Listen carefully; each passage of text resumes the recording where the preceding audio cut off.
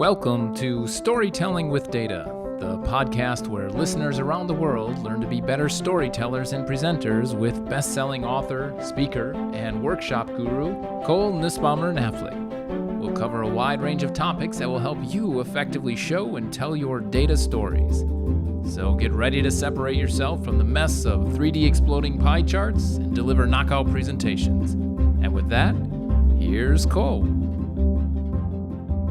Hi, this is Cole, and I am super excited today to be joined by Andy Kirk. Andy, welcome to the Storytelling with Data podcast.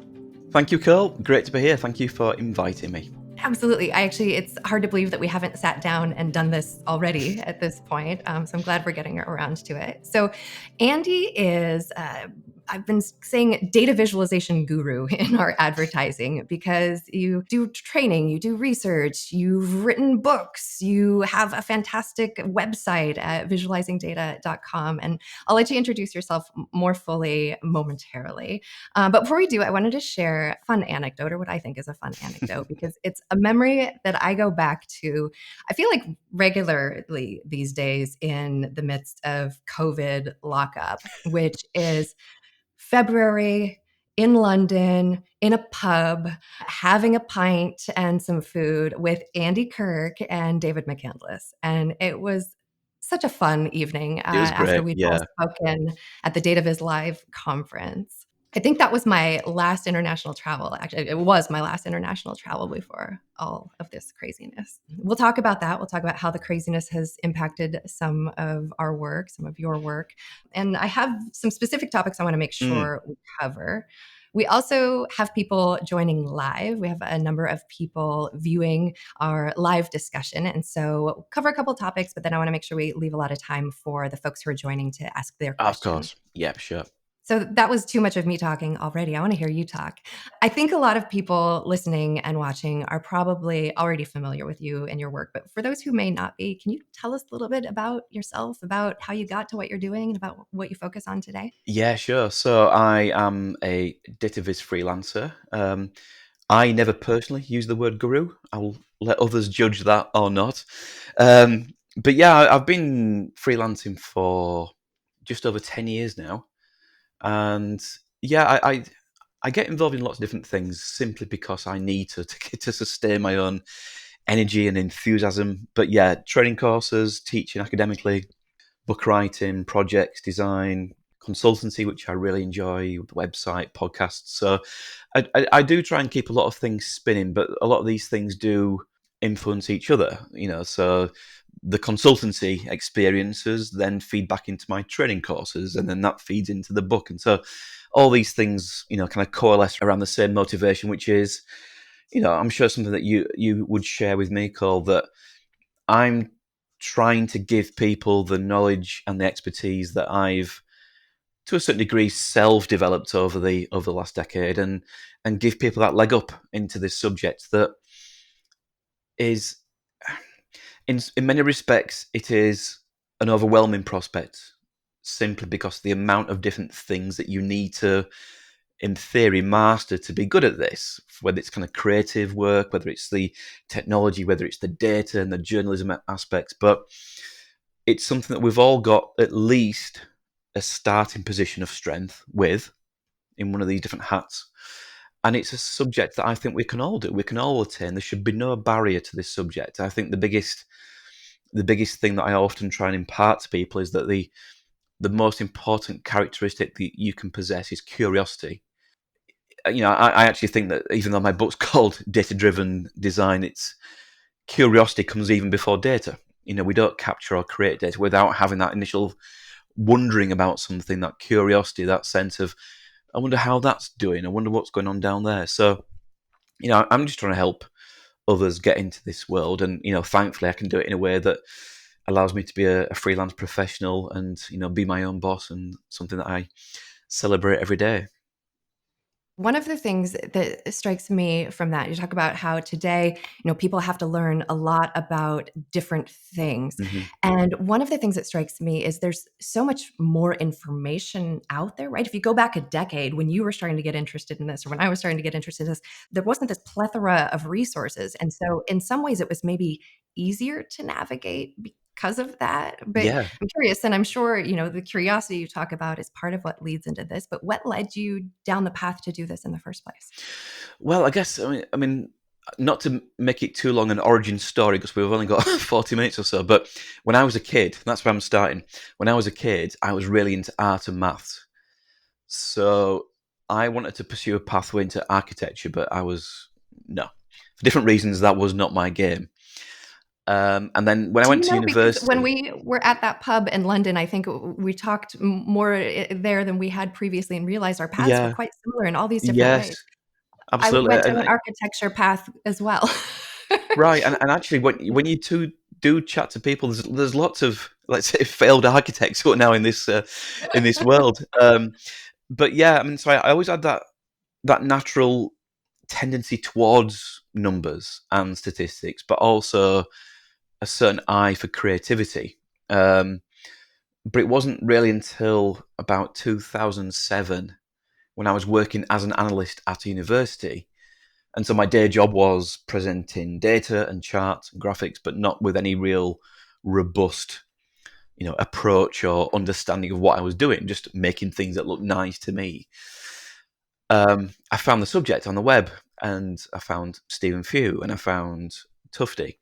The entry points for most of us converge around at least sort of one or two of those people. Now, as you said, at the time, there was very little, really, relatively, let's say, in terms of text, in terms of websites. And it did feel to me like in those days, you could know about every single new thing that was made or written Yes. about from month to month. Now, some people may be familiar with my monthly best of web postings. Now, in those days, I knew everything that was new, that was good, and it was in that list.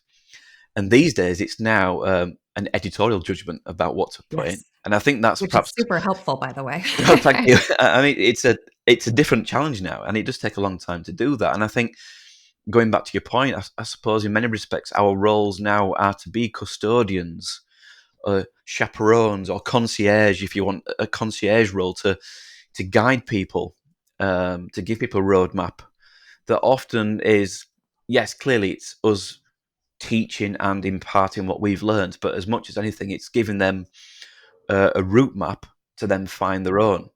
And I guess it's that distinction between learning and teaching, which I think is important. A lot of this stuff can be learnt by oneself, but you need a framework. You need to know how it all fits together, which is hopefully, I guess, what we try to do for our respective activities. Well, and try to speed up that process, right? That Accelerate it, yeah, for definitely. me took what felt like a long time and continues to Yeah. go. So one of the reasons I reached out for this, or when the idea came to mind, is because I've been doing some work around little things, right? This Mhm. idea that when we make a graph, we make a ton of different decisions, right? Some of those are made for us by our tools, some we choose to undo, some we Mhm. don't. And it's really all these little tiny decisions, each of which on their own is relatively minor, but that come together to make the experience of our graph, which can work Yeah. well or can work not so well, and all sorts of different flavors in between. But as I was thinking about this, one of the things that came to mind was one of the series that you do, the Little of Visualization Design. And I thought, okay, I'll do a podcast. I can talk about that. I can talk about some other things. And I thought, well, no, it's much better to have Andy talk about the series than me talk about it. So can you tell us a little bit about this series for those who may not be Yeah, familiar? sure. And I completely share the same view that we as visualization creators are responsible for every pixel that's on that screen, and every pixel on that screen requires decision making. Um, and I mean, one of the little tasks that I've done in the past. I'm sorry to overuse the word little, but one of the tasks I've done in the past in my training course is to pick something like I don't know, like an axis line, and to get people to write down all the different things they might have to decide about that line. How thick is it? How much of the space on the page does it occupy? What range of values will go on that line? What color will it be? How prominent will it be compared to other features? And when you start to list all these things that this line embodies in terms of decision making, you realize that actually visualization is a game of decisions. Yes. And so, what I always try and reduce that to, in a sense, is to say, to make good decisions, you need to be aware of all your options, all the things that you could do, but then be aware of the things that influence what you do. Choice making. And a lot of those things that might influence what you do choose to do, a lot of them are editorial judgments. They are things that don't have a nice, neat, right or wrong binary rule book attached to them. Plenty of things do, clearly. And so we don't want to make decisions that are based on pure randomness. We want to have a sense that there's a rationale behind it. And so the series, the Little Viz series, on one level is to try and make people aware and appreciate just how many little decisions there are to face, but also how astute little decisions can go a long way to making a big difference to an individual piece being received as something that's okay or fantastic. And that was the motivation for it. The other side note to this is, at the time of doing it, I was trying to find a blog post series that was quick, that was quick to write and to produce and churn out, because anyone who writes an article for a blog post knows just how much time it actually takes to write these things or to publish these things. Yep. And I wanted something that would be quite speedy, and I did feel that this is something I could just pick whatever I saw that day and think, right, well, that's a good little thing. Right, let's just talk about that one thing, profile it, why it's good, move on to the next episode. Well, and you're very clear, right, in the description about it, that there are other things we could talk about related to this, but I'm just going to focus on this one little thing. Correct. And generally speaking, it's also a positive one thing. Initially, I sort of started off thinking, should I profile one bad thing, one good thing? But it's easy for us, and I do fall into this trap as well. It's easy for us to focus on negative things. Here's look at this terrible chart, this terrible thing. And I do get the benefit of seeing what's wrong with things, but I think this is more a celebratory series, hopefully, about the good things that we can aspire towards rather than avoid. Well, and going back to this idea of having people be really cognizant about the decisions they're making and what's influencing those, right? You're surfacing things now that are things that people could model after and use to influence some of those decisions. That's right. Yeah. Can you give us a sampling of what were some of your favorites, or just to give folks a sense of what sort of things you focus on there? I mean, I'm going to pick three, for example. So, axis lines we just talked about. There's a beautiful treatment. Now, I'm going to forget who did these, so I'll try not to remember. We can link to all of them. I'll find them and we'll link to them in the show notes. So one example was, we often talk about don't use the zero baseline for bar charts. Sorry, always use the zero baseline for bar charts. But some of the confusion that arises around the zero baseline need for line charts. Well, one thing that you can do to that is fade out the axis line so it becomes less visible, so that you don't imply that this is reaching down to zero. So rather than a hard stop, this sort of faded effect works really well, and works, I think, more elegantly than the classic kind of cut off axe chopping line. So that was one nice treatment. Another one was the use of when you've got a colour legend, rather than having necessarily a separate legend, is there a way to explain the colour associations with the introductory text? Yep. So that when you mention that thing, that category, that feature, you colour code that text, and it acts as a one-stop shop for explaining the colour associations, but also setting up the background to the work. And I think it's a really nice, neat way. The third one is just a very simple feature, but the use of a reset button. So sometimes when we have interactive features where we can choose to manipulate different parameters or selections, filters, ranges, the idea that you can then just quickly reset it to the factory settings for which there would have been a reason for those initial settings can be a neglected feature, but I think is once again a nice little. It's about caring about the person ultimately, about the user, the viewer, and thinking, what are the things that this person would need to do? A reset and start again. Let's do that once rather than having to reset all these arrows and these sliders. So, it's those little flourishes that it's very easy to not find the time to do because we are very busy people, and these things always risk being endless creative processes. But I think if you can, if you can learn from and be inspired by what others are doing out there, you can make that big difference, I think. Lucas is asking, is there an example of this on Andy's site, somewhere to help visualize what he's talking about? So we'll certainly link to the 3, Andy, that you mentioned in the show notes. But you recently pulled all these together into a single page, right? Yeah, there's a single page. I think there's about 72 postings. I mean, I have actually dropped off. I need to pick up the momentum again, but yeah, they're in there. So they're all there, and there's all very clear in each case which what feature's been highlighted.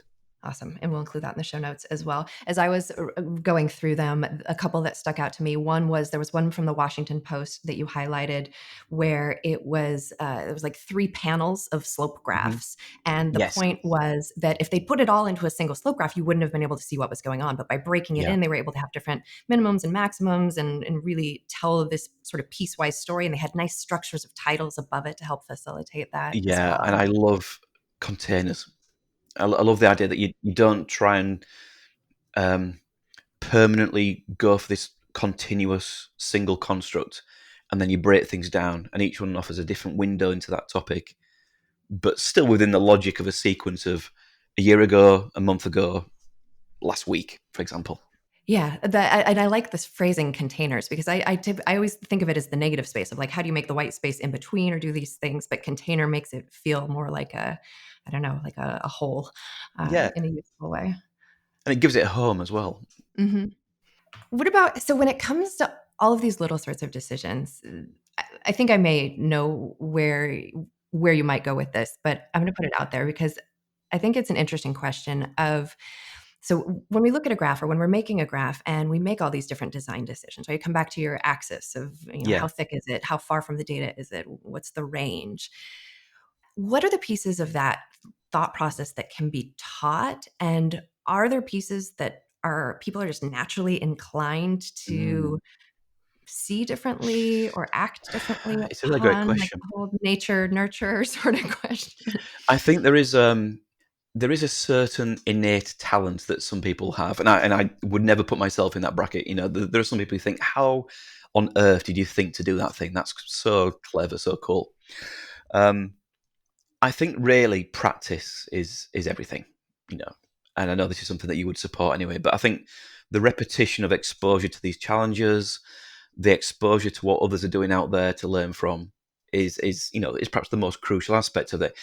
I think with regards to teaching, I mean, what I try to do is not teach people tips, tactics, tricks necessarily, although that's part of it. It's to give them a mental framework to be able to cope with whatever challenge they face, and to give them pointers, perhaps more nuanced pointers than they are comfortable with, to say, in this situation, have a think about this, and don't so much concern yourself with should this be black or grey, but concern Mhm. yourself with, as I said before, how prominent should this be compared to other features?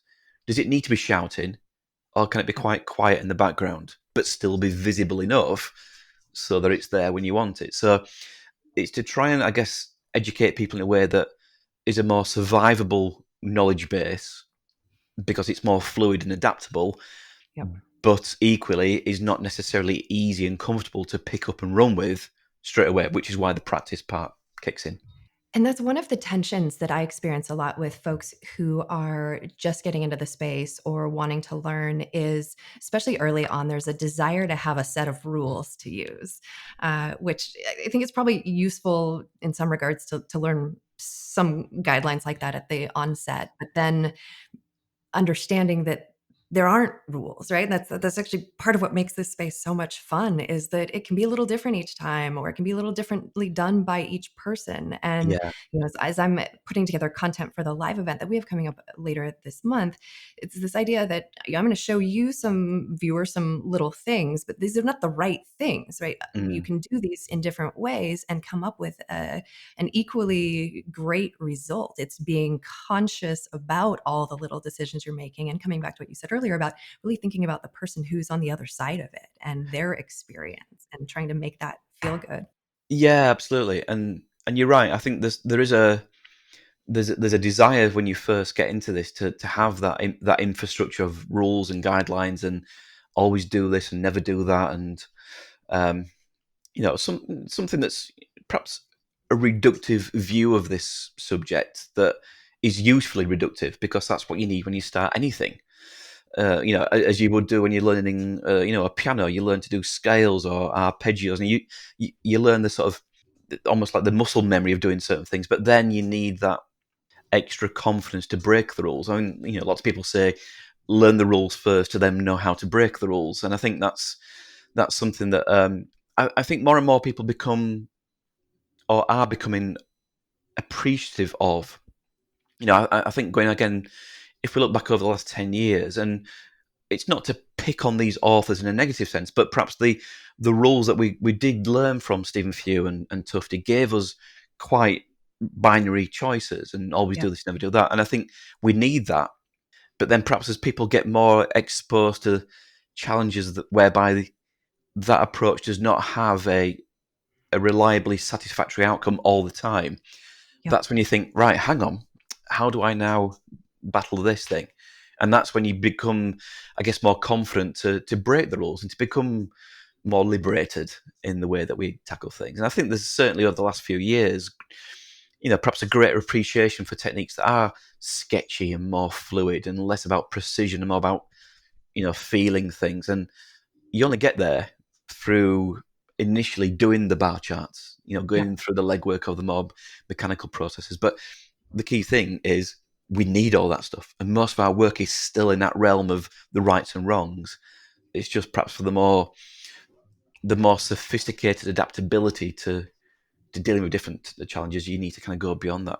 Are there things as you teach people the process, right, and the thinking, are there certain things you find yourself always coming back to? So for example, I'm always coming back to audience, right? Think about your audience. If you have a question you can't answer, think about your audience and what will work for them, and that Yeah. may lead you in a path. Are there certain things you find yourself coming back to when you're Yeah, teaching? I think it is that, Colin. I don't think there's any accident in that, because I think it's probably something that I'm sure you're the same, that I'm actively promoting. Keep going back to the audience, keep going back to the audience. And it becomes a boring thing to keep reciting. But ultimately, if we are talking about data viz in the realm of it being a communication method and not just, for exploratory analysis for oneself to get familiar with data, you're only doing this thing just to serve that audience. And so if you don't do that thinking, it's not just that you're not going to fail the eventual recipient, but actually you're making your life harder. Because if you do take time and care to think, okay, what's this person's motivation? What are the questions they want answers to? What's the setting when they encounter this work? Is it about rapidity and immediacy, or is it about a more prolonged and deeper engagement with the subject? If you don't do that thinking, you're just giving yourself more ambiguity and more things that come down to, well, okay, let's do that, and that's not good enough for anybody in this kind of equation, really. Hi everyone, Cole here. I'll be delving further into the topic of the many little decisions we make when visualizing data in our upcoming live event on June 30th, 2020. Simply sign up for premium membership in the Storytelling with Data community, which will give you access to this and other virtual events. You can also ask me your questions, Data Storyteller office hours to chat with and get feedback from the team, and our growing library of video learning. Info on all of this can be found at community.storytellingwithdata.com/premium.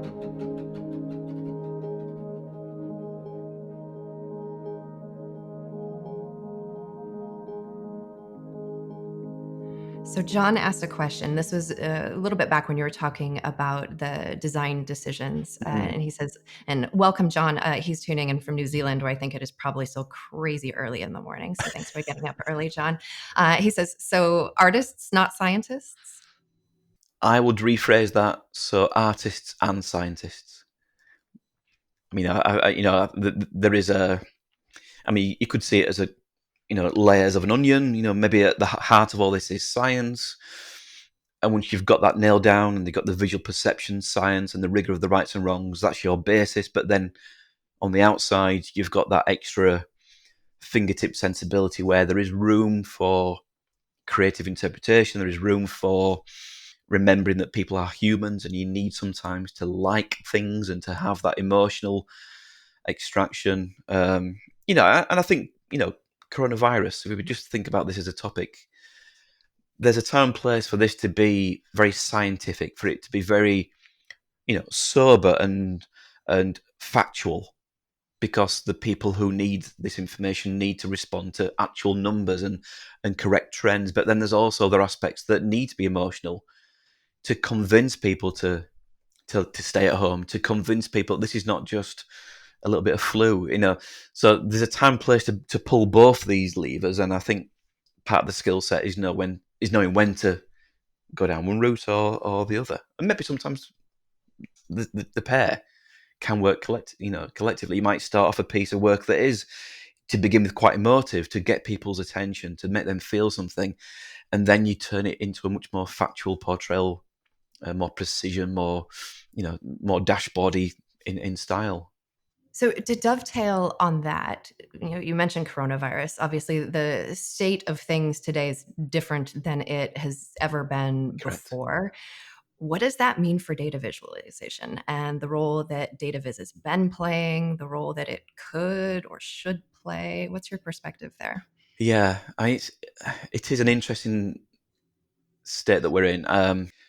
First and foremost, the subject has never been more high profile as a necessity for governments, for health professionals to communicate to the world, to the populations. And again, going back to the audience, they're having to reach populations that don't understand log scales and epidemiology, right the way through to people who do not understand either of those things.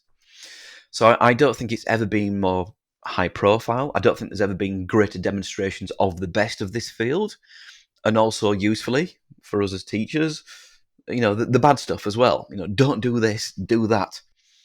But then we've got, on the other side of things, the harsh economic reality of a prolonged downturn now. And if we think about this in the context of businesses and organizations, does this become a luxury spend item that is most immediately pushed aside because there's a survival instinct kicks in? Or do organizations, like, I think is always the mantra, you advertise most when you're on the downturn, when your fortunes are in favour. So you would hope, and we would hope, certainly, because it's our world, that this would still be something that's economically of interest to organisations, and it helps that to make the argument, we've got these case studies around the world to say, here's the value of this thing. Who knows? The only comparable time would be a decade ago, I guess, when we both kind of tiptoed into this world on the back of that financial crisis. Who knows? But Well, and the different levels, right? Because the one that you and I are most impacted by is L&D budgets. Learning and development gets annihilated outsourcing, because people are focused on other things. But the next, and which is scary in and of itself, but that's fine. People can self-learn, we'll figure it out. The next and scarier level of that is they decide, no, actually, people who do data visualization, we don't have budget for them, or we're cutting it down to such a core Right. team that we can't do that anymore. And that's the scary piece. But I think one potential, maybe good direction, that if there's continues to be economic downturn and shrinking in these ways, is maybe it just means there aren't specific teams in the way that there are, but that data visualization becomes even more of everyone's role. I don't know. Yeah, I think the constant for all this is there isn't less data. There isn't less appetite to know what that data is telling us and anyone else. And hopefully the momentum of the last 10 years, embedding this into the organizational structure. I don't know about your view on this, Cole, but when I was getting into this 10 years ago, I suspected that by now, in the future, we would have lots of specialist data viz functions. And I don't necessarily think that's happened in so much as it's actually this a skill set that more and more people are expected to have as a literacy alongside the other things that they do in their day jobs. So that does mean that we've got a wider sort of base in this pyramid of the field that still needs professional development, that still needs supporting, that still needs to function. So yeah, I guess I kind of sway between a positive outlook and a negative outlook from day to day, but hopefully this thing will still be important. and hopefully it's only a year or so that there might be a little bit of disruption, a little bit of interruption to this momentum that we've seen over the last 10 years. But we'll see. But let's say there's never been a bigger audience and group of practitioners out there interested in this thing. So let's see. All right, let's totally shift topics here and get into something bigger, I think, right? Because we talked about the little of visualization design, but you more recently, and actually one question on that was, are you still doing it? Because I haven't seen, I was curious. Yes, it's just sheer laziness. It's when something inspires, right? That's right. It's as you know yourself, blogging is a hard discipline to keep going, and after being doing it for 10 years, I find it ever harder to find time to do that alongside working, unless you call that working as well. So yeah, it's something that I do need to resurrect, because it's not that the little design features are not out there. They're still out there. And I've got a huge bookmark library of future episodes. But yeah, I just need to get the momentum back. Well, maybe one of the reasons you haven't had time is because of the newer series that you've been working on, Explore, Nice segue. Explain. So tell us about this. Yeah, so I guess I'm now embarking on being some sort of YouTuber, some influencer, as the kids say.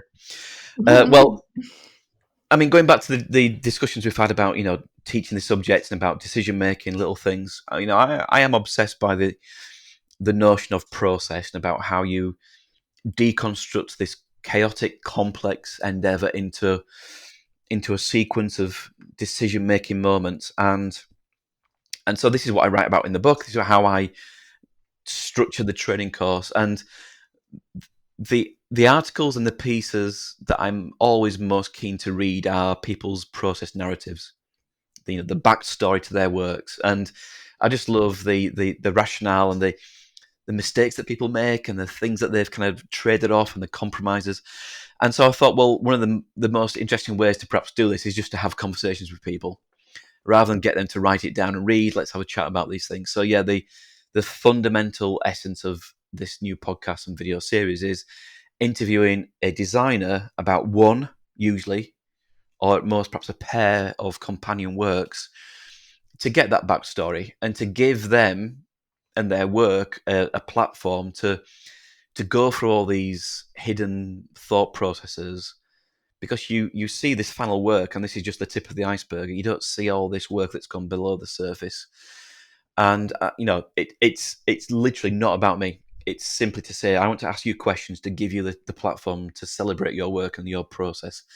And I want to focus on different types of work, interactive, statics, people in journalism, people not in journalism, people who are known, people who are emerging.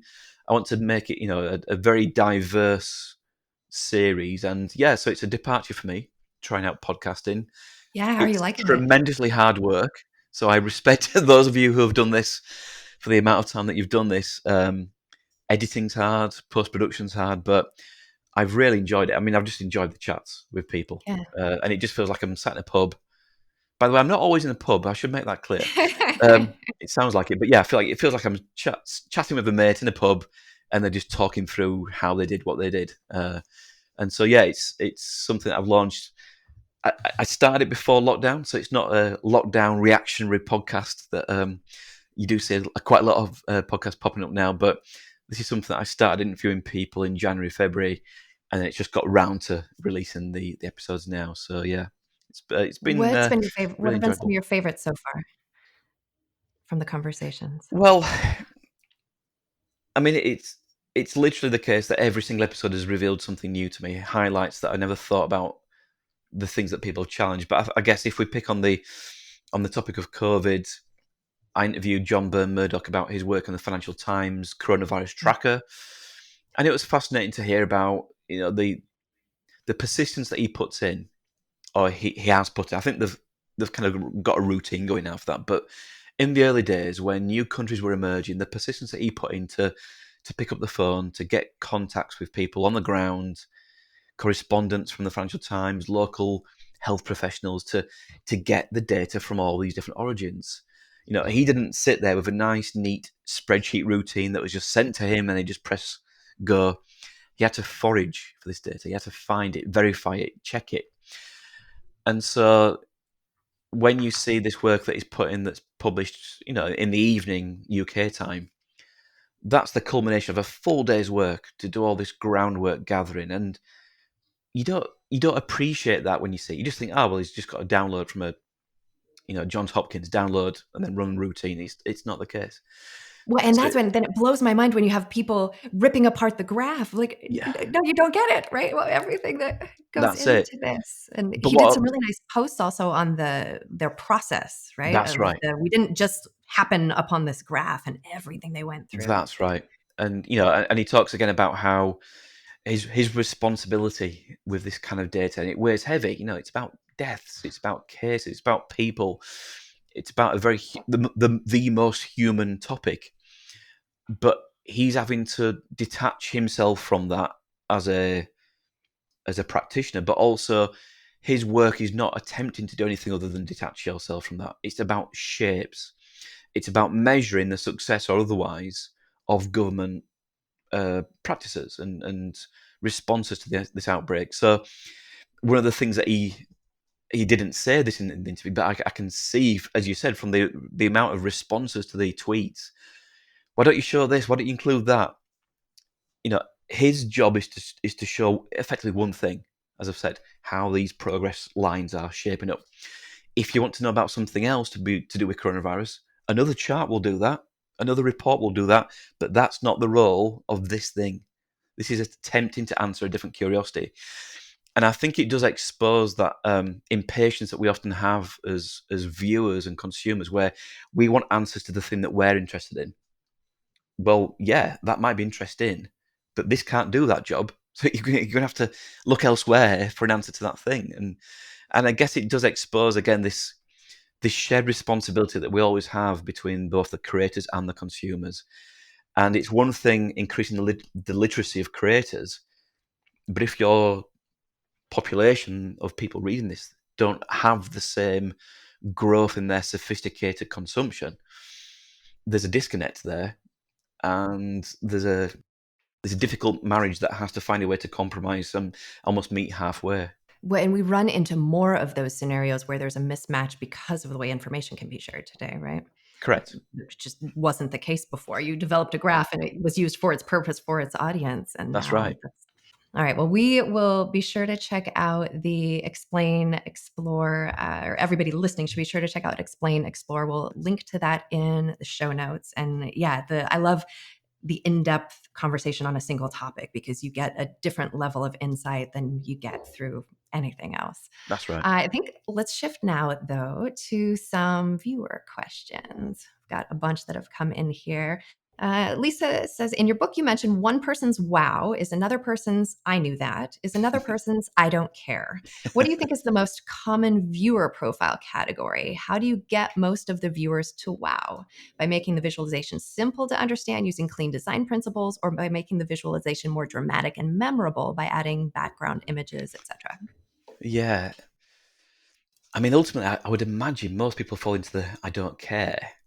Oh, that's such a dire outlook. I know, but that suggests two things. Either you've not fully profiled or correctly profiled the needs of the audience, or it has just reached an audience that it wasn't necessarily intended for. And I think in the world that we now live in, it's so easy for a chart to be taken out of context and to be removed from isolation of where it was intended, and then it just flies wildly on social media, and then things get taken out of context. So I think that's probably the reality. I do think, to be honest, that taking a more positive outlook, I do think actually most people do sit in the wow, because I guess we are in that age where we are still kind of catching up with people's curiosities and appetites to know something. And although we've almost, to a certain degree, we've fixed the problem of we don't have data about that thing. Well, we kind of do now on most things. But what we've not done historically is bridged that last gap between the data in its raw form to something that's more communicated. And I do think most people, if you've correctly profiled the needs of the audience, I think most people in that scenario of exchange of information do have that reaction of, wow, I've never seen it like that before. or never expected that before, or even wow, it's reinforced what I suspected, but now I can see it. It's, that's good. It's given me that sense of confidence that I was on the right track. And I think that's important because not everything has to be a Hollywood moment of never knew that, now I do. Wow, let's go and, save $1 million. A lot of it is, okay, small grain of extra knowledge, but that can still be a wow, a little mini font 8 sized wow, but it's still a wow nonetheless. That's good. Question from Lucas. Assumptions about what everyone knows can be a big issue when sharing data as well. There was an example on the Storytelling with Data forum where someone wrote GDP, assuming most people would understand that. I think many people would get it's an abbreviation for gross domestic product, which in turn has its own definition. So questions about assumptions, right? And Yeah. how upfront or when to define, when not to define. I mean, I think, again, it becomes a bit lazy to say, but if you do feel that everyone understands what GDP means, then why clutter your display with an extra redundant glossary? But if there's a small fraction of possible audiences that don't know, I think it's incumbent on us to almost to reach the least knowledgeable, the least subject aware people, and anchor our design choices around them, and not be too worried if people who do know something already get told again what that thing means. So, in the absence of, let's say, interactivity, to say next to GDP, have a little hover event where you can hover over and it'll tell you what that is. I feel that we have to just focus on the lowest common denominator, and that's not to be negative about that, but people will not always know everything about the things that you are showing. And again, I think going back to the work that John produced for the coronavirus tracker, the beauty of that is that although it's a complicated chart, it's a complicated subject, he brings people with him. He explains the level to which you should be reading this. He explains why it's on a log scale and the rationale for that. And it's something that people have that repeated exposure. So night after night, you become more familiar with the reading of the chart and what it means. And you then develop that almost invisible literacy that you didn't know that you didn't have, and now you don't know that you do have. But you're looking forward to it each day, right? To see and compare to what you remember from the day That's before. right, absolutely right. And I think it's something where, as readers and viewers, we sometimes dismiss things that require effort and learning too easily. But usually, if we do invest in that, the second time becomes easier. The second time becomes quicker. The third time becomes, automatic. So as long as the creator gives you that assistance, we can bring audiences up to a level that perhaps they didn't expect they would have the capacity to do. Here's a question from Jennifer. When approaching client projects as a freelance visualization specialist, are you taking them from the very beginning through to executing the final visualization, or do you specialize in guiding clients through a specific portion of a project? I have done both, but I prefer the latter. I prefer the model whereby, in a sense, I'm leaving them with a legacy of understanding and a certain self-sufficiency so that they can make their own solution, they can own that solution. They've been guided by me towards what I would hope is a good solution. And hopefully, if I've done my job well, I've given them a bit of a backstory for why that is a solution and the rationale for why I'm suggesting this is a good thing. Because that then means that they're more confident about the next challenge that they face. Now, you could argue, isn't that me doing myself out of work? To a degree, possibly.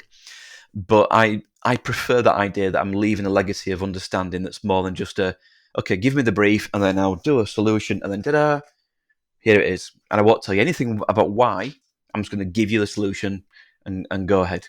Sometimes you have to do that because that's the nature of the outsourcing requirement. But usually I prefer the guiding people through the process and let them own the solution as well.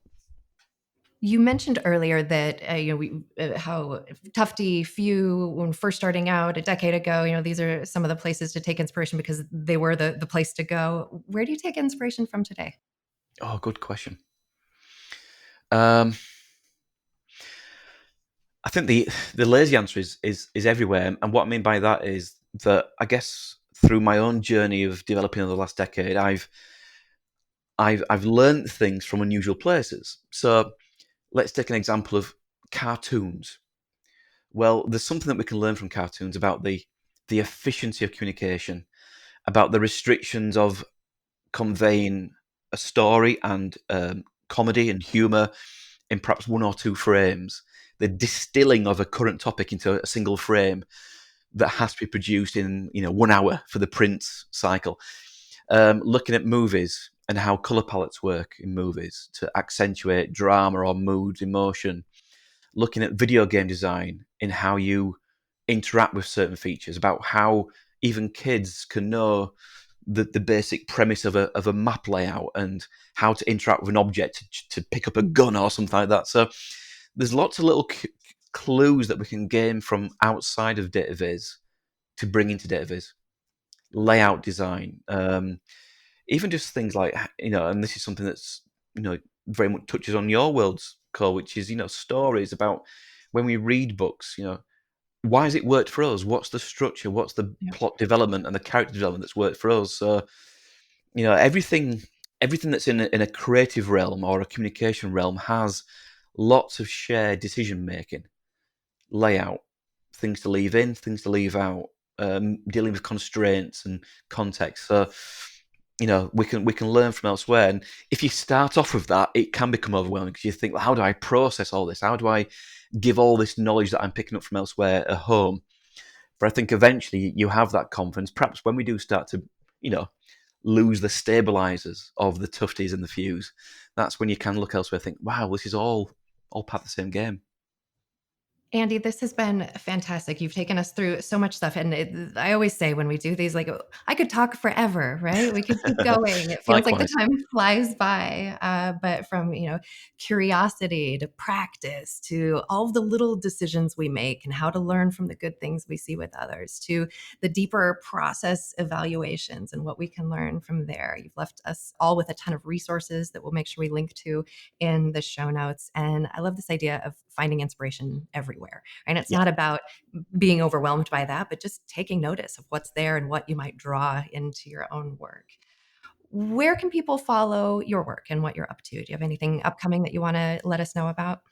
Well, I guess the upcoming is just the ongoing production of the episodes from the first season of Explore Explain. I now think I'm going to do a second season. It's been commissioned by my higher bodies. And really, as I said, I'm doing blog posts all the time. I'm doing latest developments all the time. Check me out on the website, on Twitter, where I'm still quite active. I think most people still are quite active on the Twitter landscape. But you'll find me in all the usual places. Awesome. We'll link to all of that in the show notes. Any final thoughts you want to leave folks with today? I think the biggest thing, which is always something I try and make clear, and I think it's something that's very important and relevant right now. When we think about diversity in this field and representation in this field, this is not a subject that is the preserve of any single talent. It's not the preserve of specialists. It's not the preserve of something that is unobtainable. If I can get into this, anyone can get into this.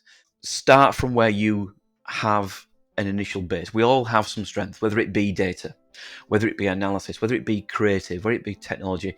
Start from there, use that as your fundamental foundation and build from there. And recognize that you will have weaknesses, you will have shortcomings. A lot of those can be compromised on, a lot of those can be developed, a lot of those can be developed through practice and fresh thinking. But we've all got a role to play in this subject. There should be nobody left out of the equation. So the field is improving in its diversity. It's a million miles away from where it should be. And I think we've all got a role to play to help bring people into this that are not currently represented. Awesome. Andy, I hope we're able to get together in a pub again soon. Thank you very much for joining me here today. Thank you. And thanks everyone who's tuned in, both in the live and in the future recording. Yes. Thanks, everyone.